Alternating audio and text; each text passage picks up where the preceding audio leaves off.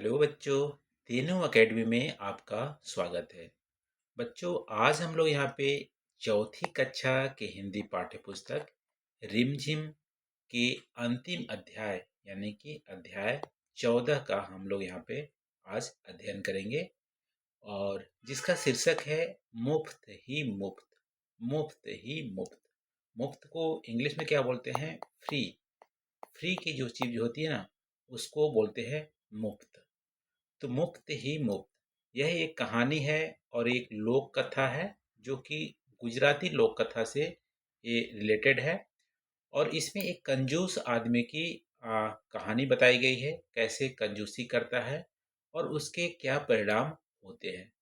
तो कथा में बहुत ही आपको मज़ा आएगा। चलो हम लोग पाठ को पढ़ते हैं और इसमें जो भी बीच बीच में जो डिफिकल्ट हमारे वर्ड आएंगे उसका भी अर्थ हम लोग जानेंगे। तो पाठ 14 है मुफ्त ही मुफ्त।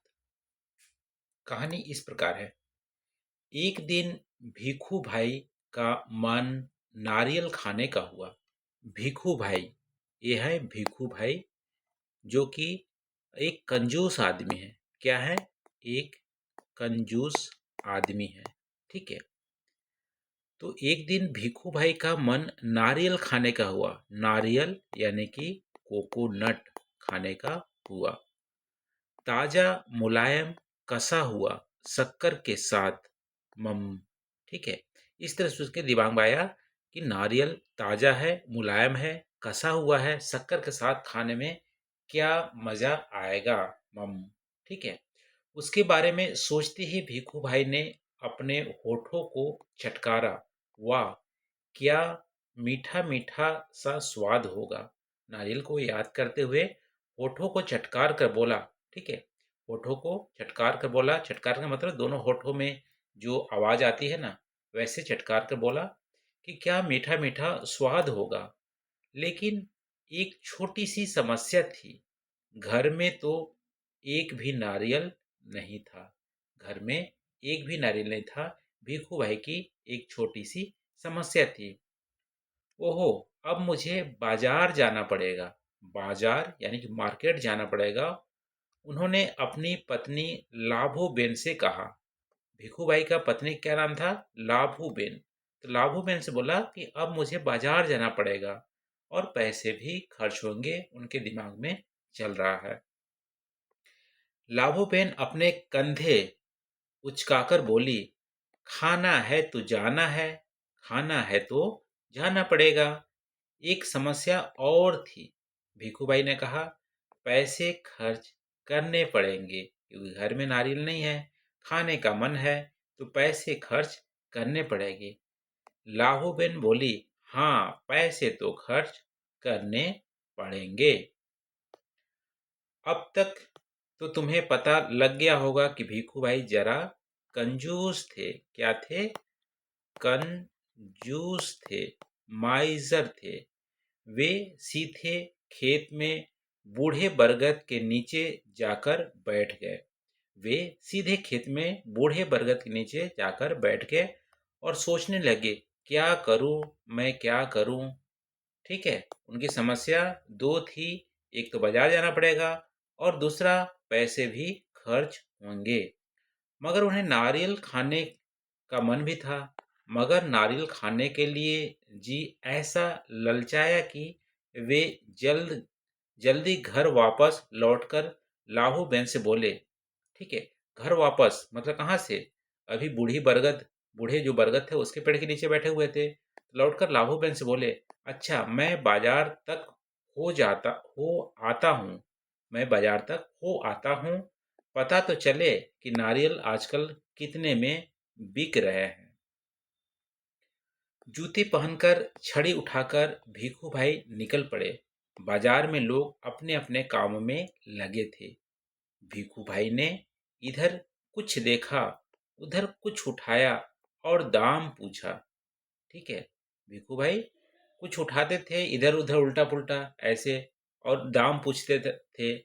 देखते पूछते वे नारियल वालों के पास पहुंच गए। नारियल वाले के पास पहुंच गए, जो नारियल बेचता था उसके पास पहुंच गए। ये नारियल वाले, नारियल कितने में दोगे? भीखू भाई ने पूछा। नारियल वाले ने कहा, बस 2 रुपए में काका, 2 रुपए में काका। काका को चाचा भी बोलते हैं या अंकल भी बोलते हैं, अंकल। ठीक है।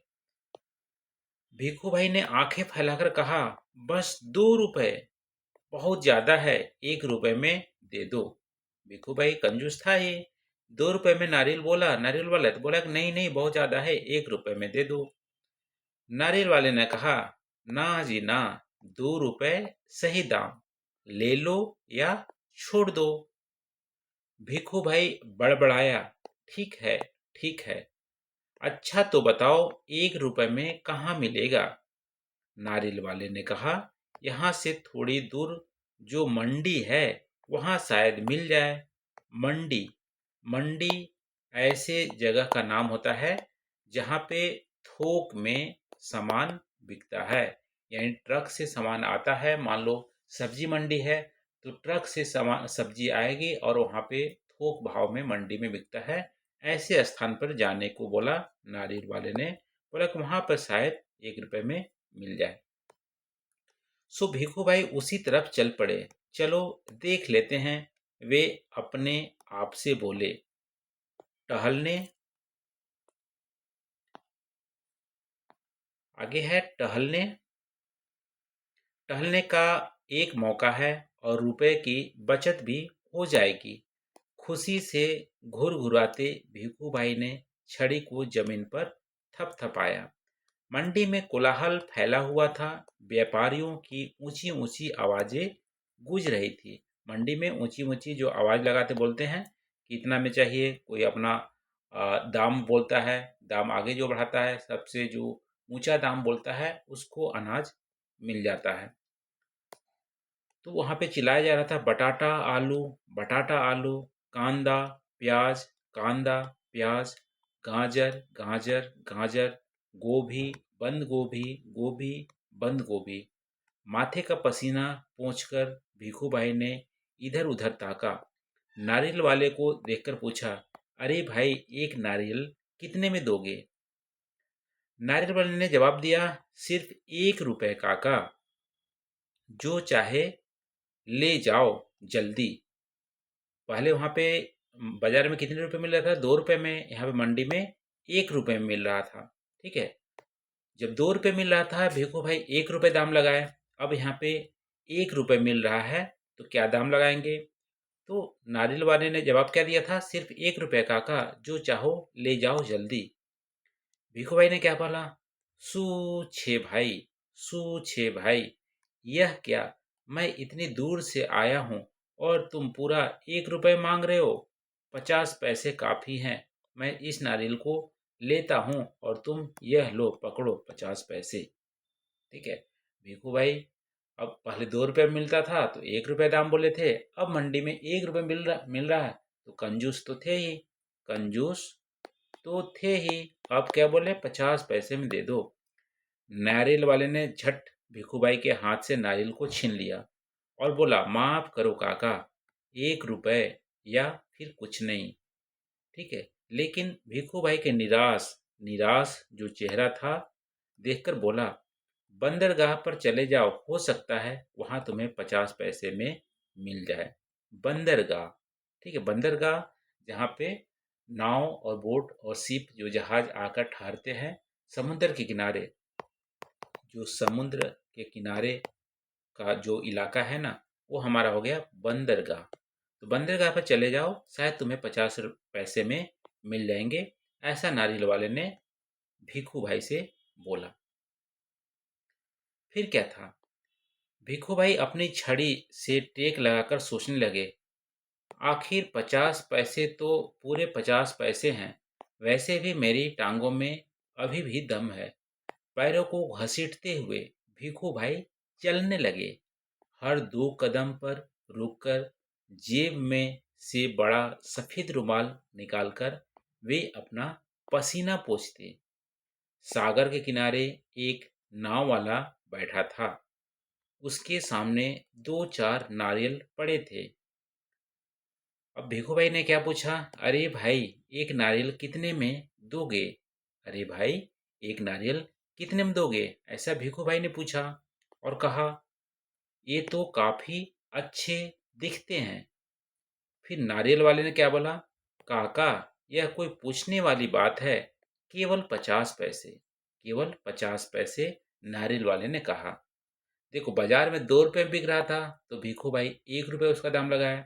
मंडी में आए तो 1 रुपए में बिक रहा था, भिखू भाई 50 पैसे दाम लगाए। अब बंदरगाह पे आए तो नारियल वाले 50 पैसे बोला। अब भिखू भाई क्या बोलेंगे? 50 पैसे। भिखू भाई मानो हैरानी से हक्के बक्के हो गए। हक्के बक्के मतलब यहाँ पे अचंभित हो गए।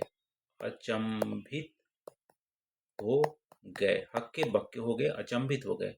इतनी दूर से पैदल आया हूँ, इतना थक गया हूँ, और तुम कहते हो 50 पैसे। मेरी मेहनत बेकार हो गई। ना भाई ना, 50 पैसे बहुत ज़्यादा है। मैं तुम्हें 25 पैसे दूंगा। अब 50 पैसे नारियल वाले बोला तो भिखू भाई बोल रहे हैं, 25 पैसे मैं दूंगा, इतनी दूर से मैं आया हूँ।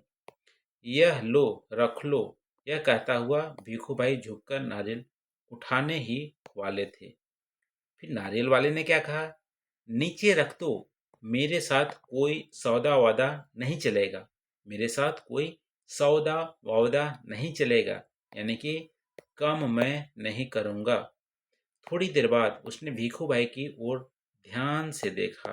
भिखू भाई की ओर ध्यान से देखा और जरा ठंडे दिमाग से बोला, सस्ते में चाहिए, सस्ते में चाहिए। नारियल के बगीचे में चले जाओ, वहाँ ढेर सारे मिल जाएंगे मनपसंद दाम में। तो अब बंदरगाह पर नारियल वाले क्या बोला, आप बगीचे में चले जाओ, वहाँ पे सस्ते दाम में मिल जाएंगे। यहाँ तो आपको 50 पैसे में मिलेंगे। अब भिखू भाई तो ठहरे कंजूस। अब क्या करते? भिखू भाई ने फिर अपने आप को समझाया, इतनी दूर आया हूँ, अब तक जाने में क्या बगीचे तक जाने में हर्ज ही क्या है। सच बात तो यह थी कि वे काफी थक चुके थे, मगर 25 पैसे बचाने के ख्याल से ही उसमें फुर्ती आ गई। फिर से फुर्ती आ गई का मतलब है फिर से उनको एनर्जी मिल गया। भिखू भाई ने सोचा, दोगुना ज्यादा चलना पड़ेगा, जितना आए हैं उससे और ज्यादा चलना पड़ेगा। पर 4 आने बच भी तो जाएंगे, और फिर कोई भी चीज मुफ्त में कहाँ मिलती है। 25 पैसे को हम 4 आना भी बोलते हैं। 4 आना बोलते हैं क्योंकि 1 रुपए, 1 रुपए में हमारा कितने आना होते हैं? 16 आना होते हैं। 1 रुपए में 16 आना होते हैं, और यहाँ पे 4 आने हमारे बच जाएंगे। भीखू भाई नारियल के बगीचे में पहुंच गए। वहां के माली को देखकर उसने पूछा, यह नारियल कितने में बेचोगे? अब नारियल के बगीचे में पहुंच गए। अब भीखू भाई बोले कि नारियल कितने में बेचोगे? देखो, बंदरगाह में कितने में बोला था? 50 पैसे में। ठीक है, 50 पैसे में। तब भीखू भाई ने 25 पैसे उसका दाम रखा था। अब देखो बगीचे में क्या बोलते हैं। माली ने जवाब दिया, जो पसंद आए ले जाओ काका, बस 25 पैसे का एक। 25 पैसे का एक। देखो कितने बड़े बड़े हैं। बड़े बड़े क्या है? नारियल हैं। हे भगवान, 25 पैसा! पूरा रास्ता पैदल आने के बाद भी जूते घिस गए, पैर थक गए, और अब पैसे भी देने पड़ेंगे। अब भिखू भाई को लगा कि पैसे भी, 25 पैसे भी देने पड़ेंगे, इतना दूर से मैं आया हूँ। मेरी बात मानो, एक नारियल मुफ्त में ही दे दो। मुफ्त में ही दे दो। हाँ, देखो मैं कितना थक गया हूँ। भिखू भाई क्या बोले, कितना मैं थक गया हूँ, 25 पैसे नहीं, अब मुझे मुफ्त में दे दो। देखो, बाजार में 2 रुपए मिल रहा था, भिखू भाई 1 रुपए बोले। मंडी में 1 रुपए मिल रहा था, भिखू भाई 50 पैसे बोले। बंदरगाह पे आए, 50 पैसे मिल रहा था, भिखू भाई 25 पैसे बोले। फिर बागवानी में आए, नारियल बागवानी, वहाँ 25 पैसे मिल रहा था, भिखू भाई बोले कि ना ना, 25 पैसे ज़्यादा हैं, मुफ्त में मुझे दे दो। इतना ज़्यादा कंजूस थे, लेकिन कंजूस होने के साथ साथ मेहनती भी थे। भिखू भाई की बात सुनकर माली ने कहा, अरे काका, मुफ्त में चाहिए ना। यह रहा पेड़, वह रहा नारियल, पेड़ पर चढ़ जाओ और जितने चाहो तोड़ लो। वहाँ नारियल की कोई कमी नहीं है। पैसे तो मेरी मेहनत के हैं। 25 पैसे जो मैं ले रहा हूँ नारियल तोड़ने का ले रहा हूँ। तुम खुद से तोड़ लो और नारियल ले लो, जितना मन हो उतना खाओ। भिखू भाई तो खुशी से फूले ना समाये। खुशी से फूले ना समाना, बहुत ज़्यादा खुश होना, ठीक है, प्रसन्न होना, खुश होना। भिखू भाई ने बोला, सच? सही में? जितना चाहो ले लो, मेरा यहाँ तक आना बेकार नहीं गया। भिखू भाई सोचने लगे, मेरा यहाँ तक आना बेकार नहीं गया। उन्होंने जल्दी जल्दी पेड़ पर चढ़ना शुरू कर दिया। पेड़ पर चढ़ते चढ़ते भिखू भाई ने सोचा, बहुत अच्छे, मेरी तो किस्मत खुल गई। जितने नारियल चाहे तोड़ लो और पैसे भी ना दूं। क्या बात है। भिखू भाई ऊपर पहुंच गए। भिखू भाई ऊपर पहुंच गए। फिर वे टहनी और तने के बीच आराम से बैठ गए और दोनों हाथों को आगे बढ़ाने लगे। सबसे बड़े नारियल को सबसे बड़े नारियल को तोड़ने के लिए झक झक, मतलब सबसे बड़े नारियल तोड़ने के लिए हाथ फैलाया। फिर पैर फिसल गया। भिखू भाई ने एकदम से नारियल को पकड़ लिया। पैर तो फिसल गया, लेकिन नारियल को पकड़ लिया। अब आगे क्या होता है। उन्होंने दोनों पैर हवा में झूलते रह गए। उनके दोनों पैर हवा में झूलते रह गए। ओ माँ, अब मैं क्या करूं? भिखू भाई ने चिल्लाने लगे। अरे भाई, मदद करो। उन्होंने नीचे खड़े माली से विनती की। अब पेड़ में लटक गए ऊपर और बोले कि मदद करो। माली ने कहा, वो मेरा काम नहीं है काका। मैंने सिर्फ नारियल लेने की बात की थी। बाकी सब तुम्हारे और तुम्हारे नारियल के बीच का मामला है। पैसे नहीं, खरीदना नहीं, बेचना नहीं और मदद नहीं। पैसे नहीं दोगे, खरीदना भी नहीं है, ना ही बेचना है, तो मदद भी नहीं है। सब कुछ मुफ्त। तभी ऊंट पर सवार एक आदमी वहां से गुजरा। अरे ओ, भिखू भाई जोर जोर से बुलाने लगा। ओ ऊंट वाले, मेरे पैर वापस पेड़ पर टिका दो ना। बड़ी मेहरबानी होगी। मेहरबानी मतलब मदद होगी, बहुत ज़्यादा हेल्प होगी। ऊंट वाले ने सोचा, चलो मदद कर देता हूँ। मेरा क्या जाता है मदद करने में। ऊंट की पीठ पर खड़े होकर उसने भिखू भाई के पैरों को पकड़ लिया। ठीक उसी समय ऊंट को हरे भरे पत्ते नजर आए। पत्ते खाने के लालच में ऊंट ने गर्दन झुकाई और अपनी जगह से हट गया। बस वह आदमी ऊंट की पीठ से फिसल गया। अपनी जान बचाने के लिए उसने भीखू भाई के पैरों को कसकर पकड़ लिया।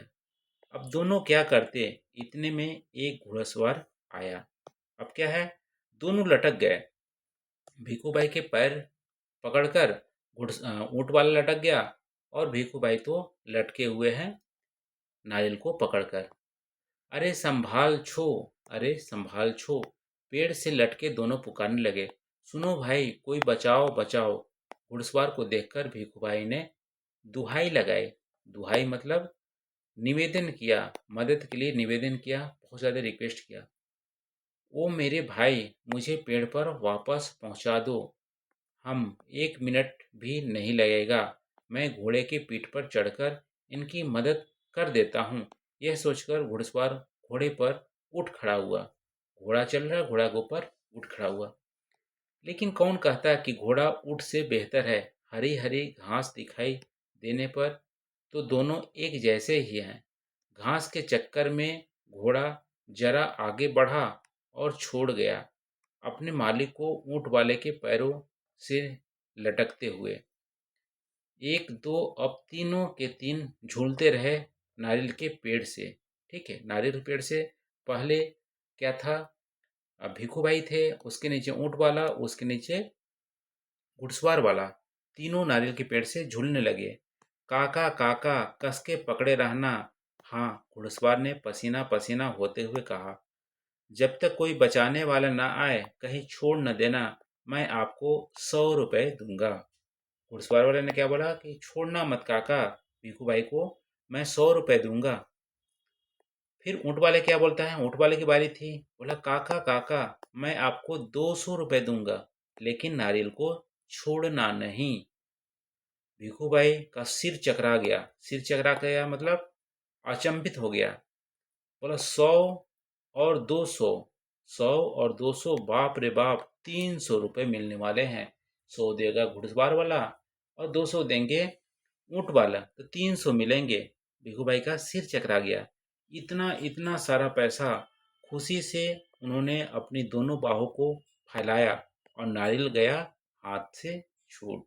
खुशी से दोनों हाथ भिखू भाई के छूट गए नारियल से। धड़ाम से तीनों जमीन पर गिरे, घुड़सवार वाला, ऊंट वाला और भिखू भाई।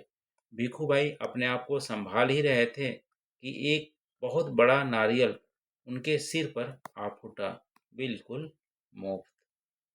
तो इस तरह से भिखू भाई को एक नारियल मिला इतनी परेशानियां करने के बाद, लेकिन सर के ऊपर गिरा तो बहुत ज़्यादा चोट भी आई होगी।